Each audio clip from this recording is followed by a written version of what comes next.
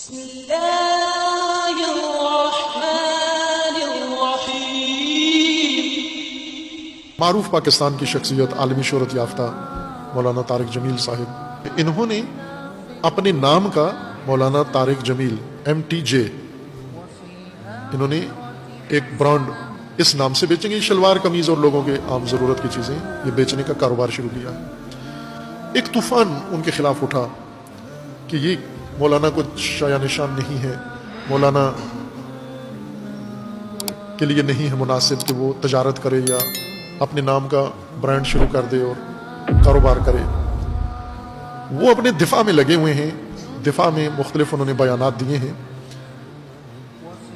کہ یہ پیسہ جو اس تجارت سے حاصل ہوگا یہ مدارس کے لیے ہوگا، اس سے مدارس کا نظام چلے گا،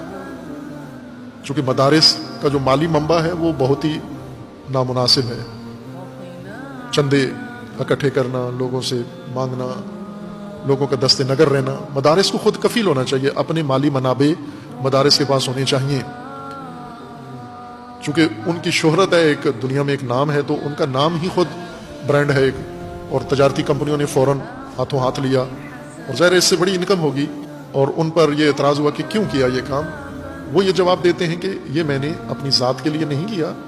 ویسے بھی امیر آدمی ہیں، زمیندار ہیں، بہت بڑے لینڈ لارڈ ہیں، ان کے مربے ہیں، لیکن یہ کام انہوں نے کہا میں نے مدارس کے لیے کیا ہے، لیکن لوگ قانع نہیں ہو رہے ہیں، مطمئن نہیں ہو رہے ہیں۔ ایک آسان جواب جو ان کو دینا چاہیے وہ یہ ہے کہ عالم اگر کپڑا بیچتا ہے تو کپڑا بیچنے کی چیز ہے، عالم اگر علم بیچے، دین بیچے،